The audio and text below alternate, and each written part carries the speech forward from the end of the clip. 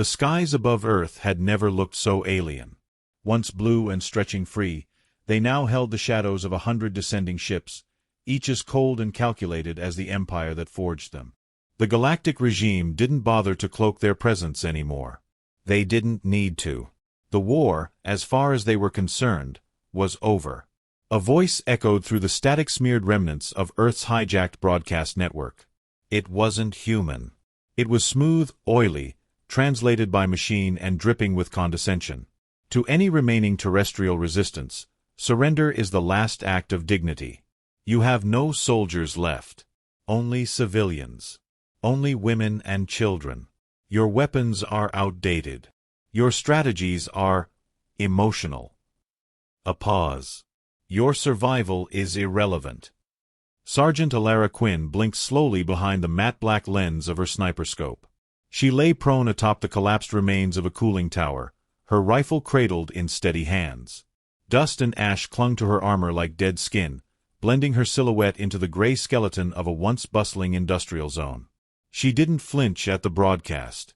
Didn't curse or mutter a defiant reply like the younger ones used to. They were all gone now. Most of them. Some scattered to bunkers, others buried in the rubble below. The Galactic forces called her kind relics. She preferred ghosts. A shiver crawled down her spine, not from fear, but from memory. She remembered the way Earth's Defense Council had looked at her file 5 years ago. All the commendations. All the confirmed kills. All the shrugged dismissals. A sniper? And a woman. Put her behind a screen. Logistics. She'd insisted on field work. They sent her to the coldest corners of forgotten terrain and never expected her to return. And yet, here she was. Through the warped glass of her scope, she watched the sky churn with plasma trails. Drop pods fell in tight formation, precision born from arrogance. The aliens loved control. Even their invasions moved like choreography. She tracked the lead pod as it slammed into what used to be City Sector 7. Metal shrieked against concrete. The ground trembled. Dust mushroomed upward, blotting out the sun for a breath. Then, silence. Alara didn't move. She adjusted her scope by 2 ticks to the left. Slow. Smooth. Her breathing steady. Her trigger finger rested just beside the guard, not on it. Not yet. Movement emerged from the dust. Tall figures, armor-plated and gleaming under a synthetic sheen, spread out with disciplined efficiency. Their rifles pulsed with soft blue cores. A soldier at the front removed his helmet, exposing the bio-altered skin and glistening neural implants of a Zenthari officer. His mouth was curled in what their kind considered a smile, tight and joyless. He waved his hand. Scanners whirred from the shoulders of his squad. They deployed spider-like drones with thermal readers, laser mapping, and EM detectors. She could hear the faint hum, even from 600 meters away. Still, she didn't move. Her camouflage mesh, woven with radiation scattering threads, pulsed faintly with adaptive programming. One of Earth's last pieces of tech before the great silos fell. The drones passed over her once. Then again. They moved on. The officer spoke, his voice faint through her earpiece, picked up by an ancient directional mic she'd salvaged from a scrapyard outpost. No combatants detected. Sector secured. His words were a blade, sharp with dismissal. She should have been angry. Once, she might have been. Now, there was only clarity. Precision. Her mission was not revenge. It was not pride. It was not even defense. It was demonstration. She adjusted the dials on her scope. Wind speed, 4.6 meters per second. Elevation, 38 feet. Drop pods landed in triangulated formation. The command unit always stood in the center. Her eye settled on the second-ranking officer, whose chest bore a silver emblem. High enough to cause chaos, but not so vital that the next 10 minutes would bring orbital retaliation. She placed her crosshairs just below the collarbone, through the weak joint in the armor. She didn't fire. Not yet. Below her, the alien patrol moved through the rubble, kicking at debris, laughing in short, guttural bursts. One of them held up a scorched helmet, human issue, cracked and blood-stained. This was your final defense? Females with rifles? They should have stayed in their kitchens. Laughter. Ilara blinked once, slowly. She wasn't angry. She had counted the patrol. 9. 2 officers. 7-foot soldiers. 1 scanner drone still within radius. 10 seconds until the wind shifted. She closed her left eye. The city fell away. There was only the shot. 7 seconds. The officer she'd marked barked an order. Troopers fanned out. The drone turned back in her direction. 3 seconds. Her breathing slowed. 1. She exhaled and squeezed. The bullet flew. It didn't sing. It didn't echo. It whispered. The officer's body dropped before his mind registered what had happened. His armor hissed again, and then deflated. The soldiers froze. Confusion snapped across their ranks like a virus. Some aimed randomly. One fired into the sky. Another screamed something in Zenthari, too fast for her translator to catch. Ilara shifted left 3 inches, ejected the round, chambered another. She didn't fire again. She didn't need to. The soldiers retreated behind a fallen transport. The lead officer screamed into his wrist, demanding status updates. Drones swarmed back into the air. Ilara was already gone. She slid backward through the ruined concrete, slipping into the shadow of the tower's broken core. Her movements were rehearsed, deliberate. She knew every inch of this territory, where the echo died, where the metal absorbed sound, where her heat signature could scatter. Below, the patrol scrambled. 1 soldier pointed toward the hill. Another shook his head violently, gesturing to thermal readings. Nothing. No life signs. No source. And yet their officer was dead. It wasn't just a kill. It was a statement.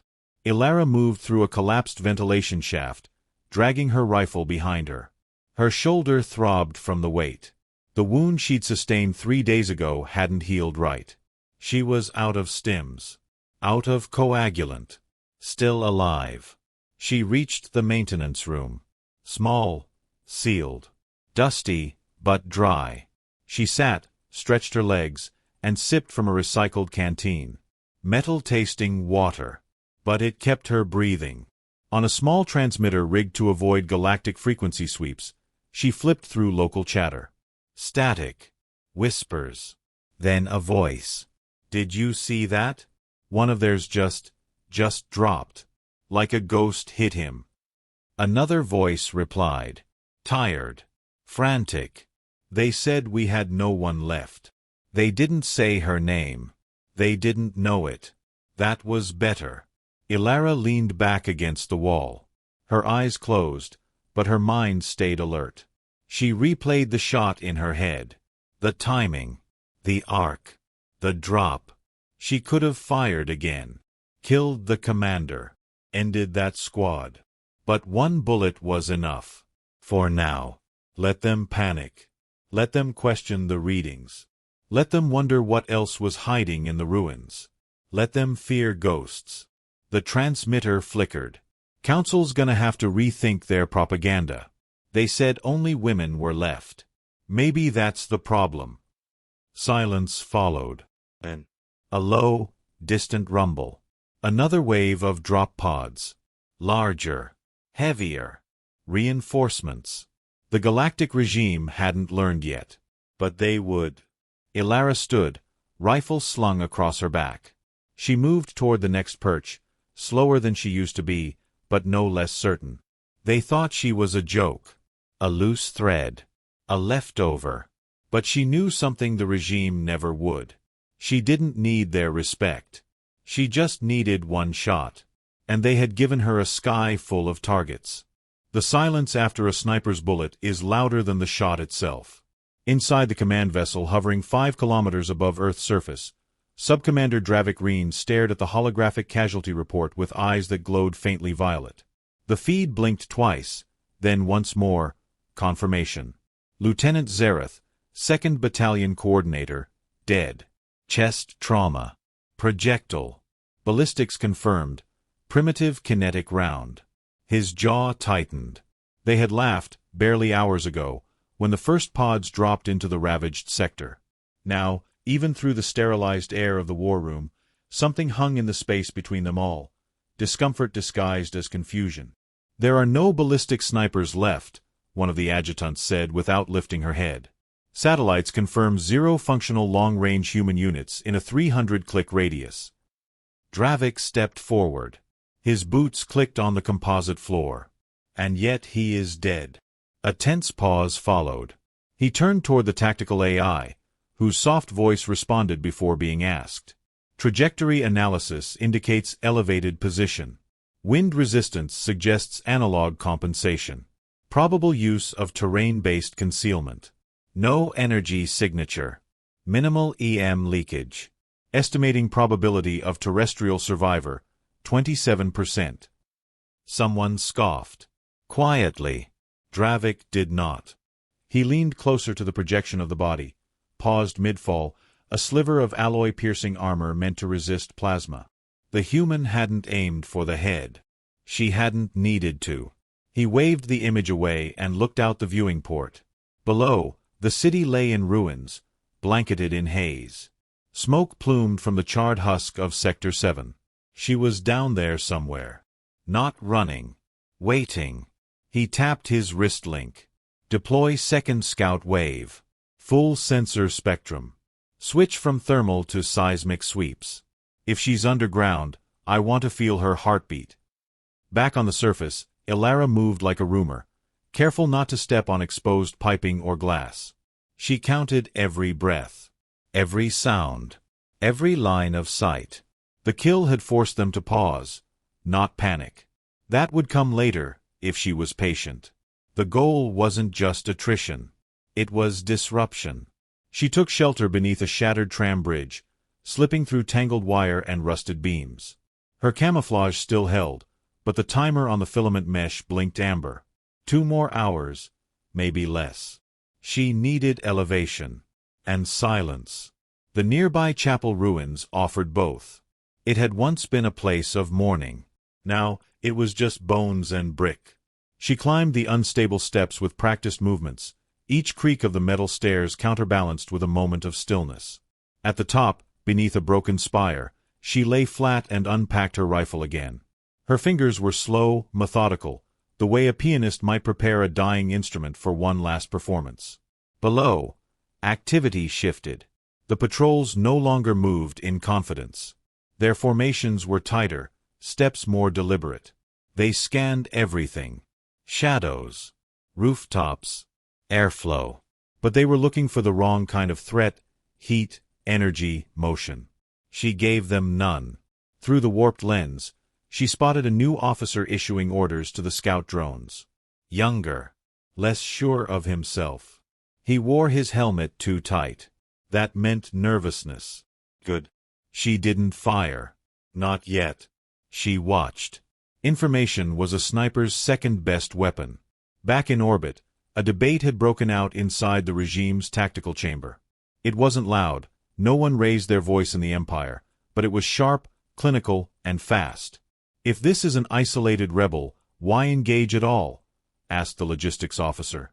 "One rogue shooter cannot compromise planetary acquisition." "She compromised cohesion," Dravik replied flatly. "The squad's formations are already degraded. Confidence lowered. Morale data dropped 3%. She fired once. That was enough." The council paused. Ilara's ghost was already whispering through their data streams. One shot, and now entire recon units were reassigning drone paths. The ripple had begun. On the surface, the soldiers continued combing the ruins. One paused beside the chapel, his scanner whining softly as it passed over the foundation. It detected metal. Movement. Ilara's finger hovered near her trigger. He stepped forward. Closer. She stilled her breath. The scanner's ping rose a half-pitch, then stopped. The soldier frowned. Tapped the device. Hit it once. Still nothing. He turned away. She watched him go. Close. Too close. Another 10 seconds, and he would have found her. She needed to move. But something else caught her eye. A flicker on the ridge to the west. Not movement. A reflection. A camera drone. She cursed silently. The ripple had reached surveillance tier. Time to vanish again. She crawled backwards, rifle in tow, until the floor gave beneath her hand. Soft, not with rot, but with fabric. She stopped. Looked. A child's coat. Torn. Burnt. Crusted with old blood. Her jaw clenched. The regime had said there were no soldiers left. Just civilians. Just women and children. She wondered if the voice on the broadcast had seen this coat. If they cared. She doubted it. She climbed back down the ruined stairs, keeping low. Her body ached. Every motion felt heavier now. Not from fatigue, but from gravity, the knowledge that each step mattered more now than ever. Her transmitter flickered again. Faint signal. A human voice. Someone's out there. Took one of theirs down clean. We think it's just one. We think she's still hunting. Another voice responded. Lower. Older. Let her. They'll learn. The ripple was spreading. Dravik stood in front of a projection of Earth's northern hemisphere. 3 sectors had gone silent, not from combat, but from confusion. Troops hesitated. Patrols reported anomalies that didn't exist. False sightings. Ghosts. He hadn't expected that. One shot shouldn't do that. And yet it had. He accessed the death feed of Lieutenant Zareth again. Replayed it. Not for the fall, but for the way it began. The pause. The calm.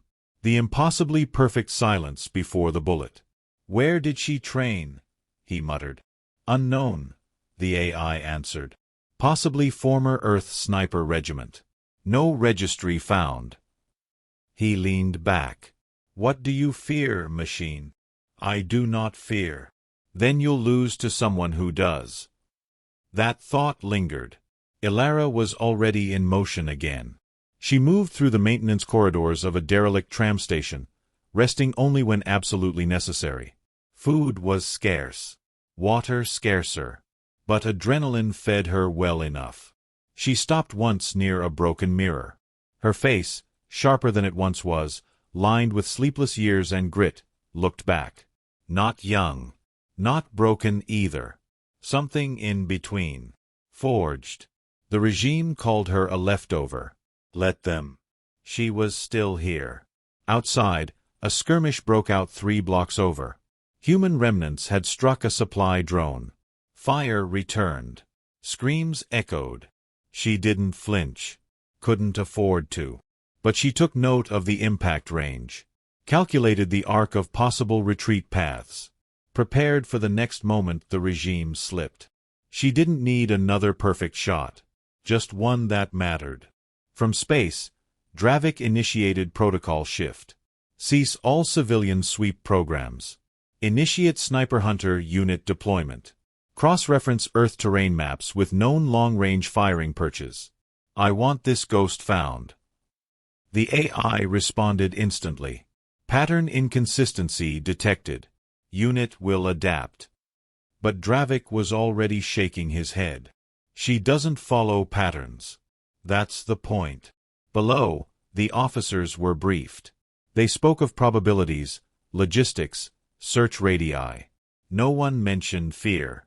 But the ripple was there, in the way their hands hovered longer on weapons, in the way squads walked closer now, speaking less.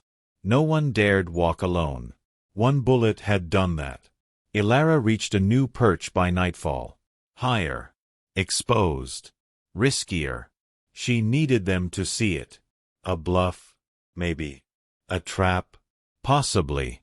She waited until their next patrol moved in the open. Then, without aiming, she fired once, nowhere near them. The bullet struck the ground 5 meters to the left of the lead scout. He screamed. Chaos followed. The squad scattered. One dropped his weapon. Another fired blindly. Ilara melted backward into the shadow. No kill. Just a reminder. She was still here. The ripple had become a wave. In orbit, the tactical map updated. Multiple reports of psychological degradation among ground troops.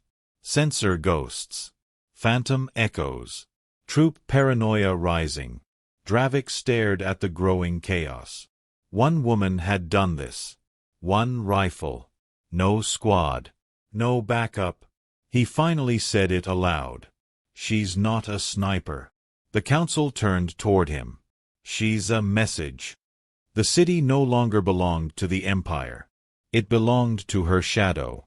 Subcommander Dravik Reen stood at the edge of the landing platform, staring down at the ruined sector below. The air was thick with smoke and static. Drones buzzed like flies over a battlefield, scanning, searching, failing. Soldiers no longer marched, they crept. Orders were followed with hesitation. And every decision he made seemed to echo back with a whisper, "She's still out there." He hadn't spoken her name. No one had. Because none existed. They hadn't confirmed her identity. They had only seen what she left behind: emptied helmets, disbanded patrols, the residue of a ghost with a scope. Dravik's fingers flexed at his side. He hated ghosts. "Sniper unit deployed," a voice said behind him. He didn't turn. Which one? Vexel. 9 kills in the last 3 campaigns. High adaptability, no regard for collateral. Good. Let's see how the predator handles becoming prey. The transport hissed behind him, then lifted into the smog. He stayed there a moment longer, letting the heat of the engines wash over him, burning away the gnawing doubt that had begun to nest at the edge of his thoughts. She was human. Just human. Humans bled. Ilara watched the drop from the upper skeleton of a radio tower, her scope catching the flicker of the transport's descent through the mist. New unit. Not patrol. Different movement. Different gear. The regime had changed the rules. She adjusted the dials on her rifle. No longer tuned for disruption. Now for survival. She wasn't the only hunter anymore. Below, the new sniper moved with coiled precision. Black armor. No insignia. Helmet sleek and narrow, sensor mesh embedded directly into the visor. Vexel, she guessed. She'd heard the name before in resistance channels. He hunted humans the way fire consumed dry forests. Ilara exhaled slowly. She would not outgun him. She would outthink him. That began with control. The first trap was sound. She wired a collapsed street lamp to short-circuit on remote signal and placed a scorched uniform beneath it. From Vexel's angle, it would look like someone moved. Just enough for curiosity. Not enough to seem like bait. He took it. She watched him scan the uniform. No hesitation. Just calculation. He didn't report it. That told her he worked alone. The regime trusted him, or feared him, enough to give him silence. He moved on. She smiled. That meant he could fracture. 2 hours later, she planted a secondary distraction, a high-pitched audio loop from a broken comms unit, buried under debris. Static layered with intermittent whispers. Human voices. Real, but scrambled. When he found it, he hesitated. And that was the first crack. She stayed 3 steps ahead, always moving, never taking the same path twice. Every corridor she crossed, she left one subtle imprint: scratched wall, bent pipe, cold cartridge. Just enough to be noticed. By nightfall, Vexel had stopped hunting. He was tracking. That meant he was reacting. She circled back to the tower. The wind cut sharper now, dragging ash across the city in slow curtains. Her breath fogged faintly against her visor. In the distance, she spotted another patrol. Not regime. Humans. Scavengers, maybe. Or remnants. She debated.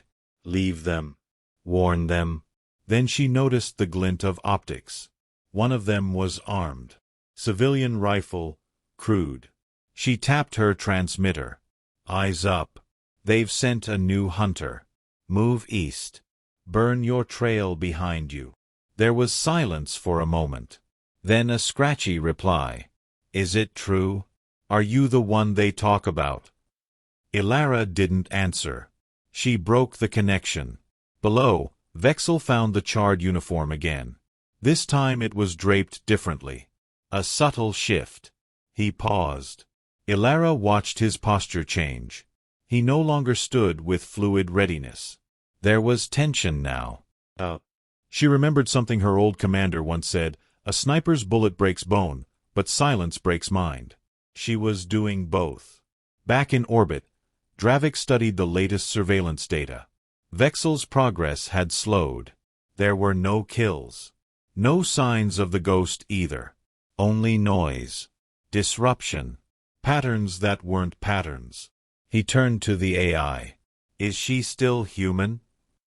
"Yes. But she moves like a network." That word struck deeper than Dravik expected.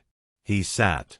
If she was operating beyond instinct, if she had strategy, and now followers, then this was no longer containment. This was uprising. "She's sowing doubt," he said aloud. "Yes. In him too. Especially." Dravik leaned forward. "How long until he fractures?" Probability models predict full psychogenic decline in 38 hours if current tactics persist. He exhaled. So she wasn't just fighting. She was winning. Ilara sat in a ruined observatory that night, legs crossed, rifle balanced on her lap. The stars above were barely visible through the haze. Just cold pinpricks of distance. Once, she'd memorized constellations as a child. Now she couldn't remember a single name. She didn't need to. Down below, the city whispered her name through alleyways and ruined towers. Civilians passed word in hushes. A sniper. A ghost. A human who defied machines. Myths formed fast in war. But myths didn't bleed. She would. Eventually. Her fingers brushed the photo in her pocket. Her sister's face smiled back, years gone, but not faded. The regime's cleansing hadn't taken her memory. Nothing ever would. She closed her eyes. 1 hour of rest. No more. Vexel didn't rest. He hadn't for 3 days. His breathing was erratic now. Not labored. Just off. He whispered to himself in languages his training had buried. He touched walls when he passed them. He listened for sounds that weren't there. Ilara's trail had become poetry, fragments and rhythm, but no structure. He fired once. A shadow. It wasn't her. It screamed. It wasn't her. That was when the fracture came. His next steps were uneven. His aim jittered at corners.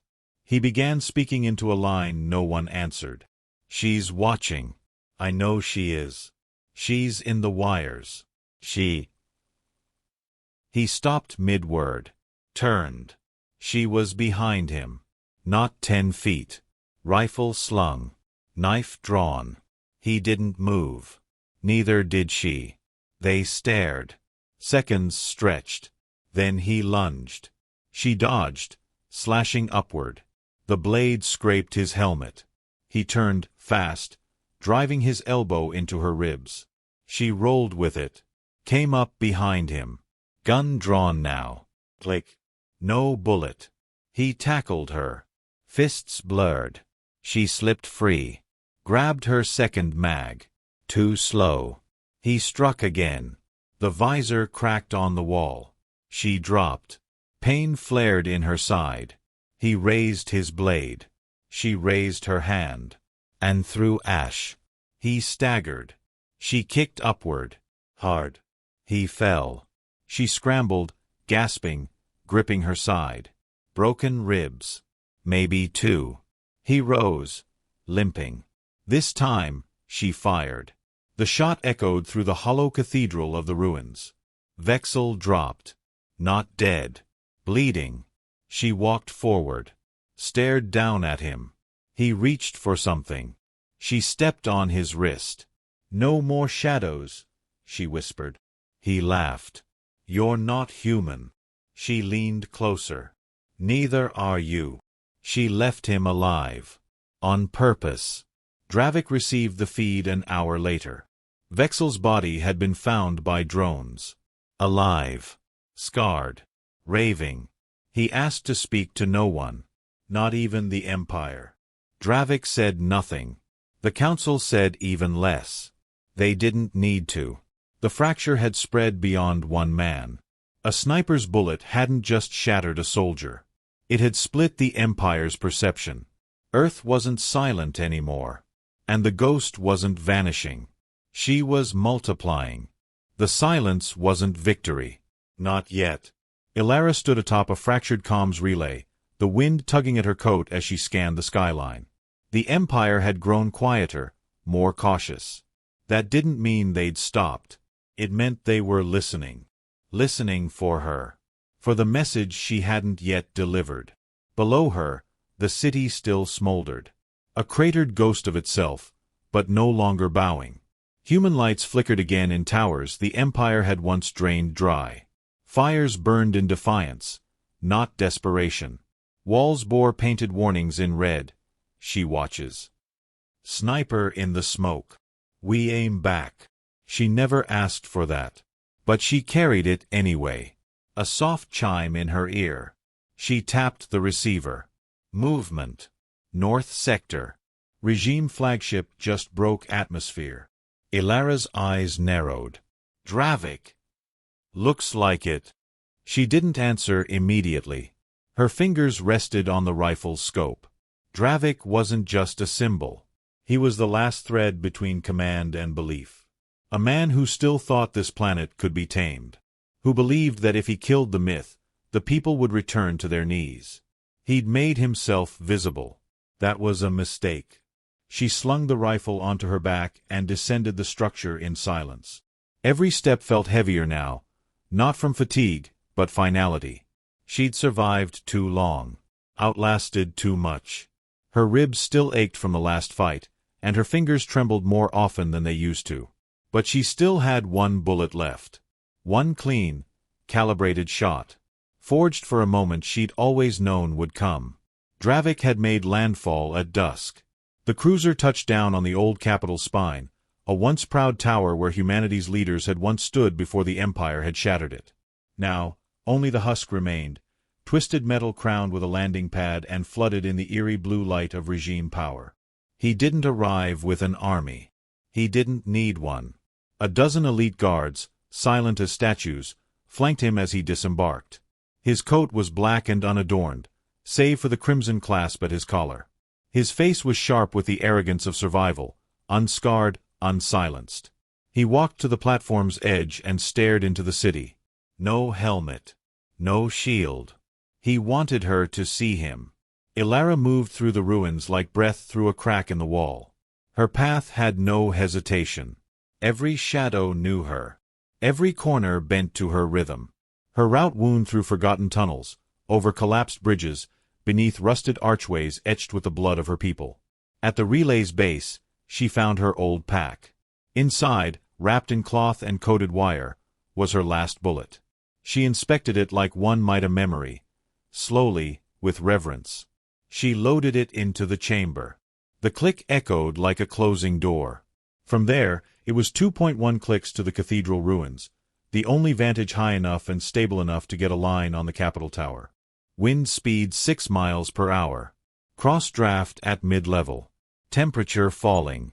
Light refracting off the cruiser's undercarriage. She lay prone. The rifle kissed her shoulder like it remembered her.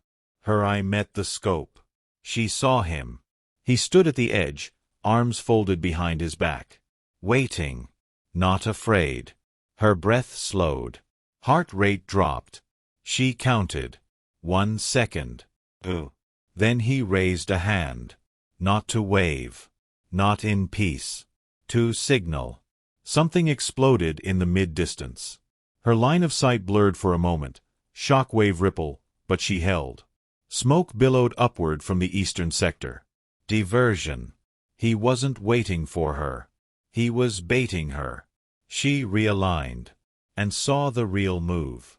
A second ship rising, smaller, cloaked until now, lifting quietly from behind the ruins. Civilians were gathering below it. He wasn't signaling her. He was clearing her target window. Removing witnesses. creating a clean stage. He wanted the sniper to kill him. Publicly. Turn myth into martyr. Trap the ghost in her own legend. She blinked. Smart. Cruel. Calculated. She moved her finger from the trigger. If she took the shot now, she'd give him everything he wanted. Proof that she existed. That fear had a face. That the myth had fangs, and the Empire had bled willingly. No. Not like this. She whispered into her calm, new vector. Cancel the shot. Prepare for extraction. The voice replied, panicked. What? You have the line. We have the signature. He's right there. Ilara closed the channel. She disassembled the rifle slowly, deliberately, and left the bullet in the chamber. She carried the weapon in one hand and climbed down into the streets. The Empire expected a ghost. She would give them a woman. Dravik didn't flinch when the crowd swelled at the tower's base. He spoke to them, calmly, with the confidence of a conqueror who believed the fire had finally burned out. I came here without fear, he declared, voice amplified by the regime's broadcast systems. Because fear no longer lives here. Your sniper, your phantom, is gone. Her silence is not power. It is weakness. And weakness has no place in the future we offer. The screens around the plaza lit up with his face. But then, something flickered. The broadcast cracked, barely a stutter, just a blink, and then returned. Only his face wasn't the only one on the screen. Ilara's voice came first. Come. Measured. No one sent me. No flag claimed me. No army trained me. The crowd froze. Dravik turned. The screens continued. I chose this fight because silence wasn't safety. I carried this rifle because you left us nothing else. And if you think taking my shot means victory, then you still don't understand what we've become. Static surged. Then her face appeared. No helmet. No scope. Just a woman. Tired. Scarred. Unbroken. She stared directly into the camera. You made me a myth. Now watch what that myth becomes. The broadcast cut. The crowd erupted, not in fear, but in voice. Cheers rose like thunder. The Empire's silence had broken, and in its place came unity. Movement. Noise. Dravik stood motionless. For the first time, uncertain. Behind him, Ilara stepped from the crowd. No rifle. No cloak. Just her. He turned slowly. Their eyes met. Neither spoke. The last bullet remained in her pocket, untouched. She didn't need it. She was the message now.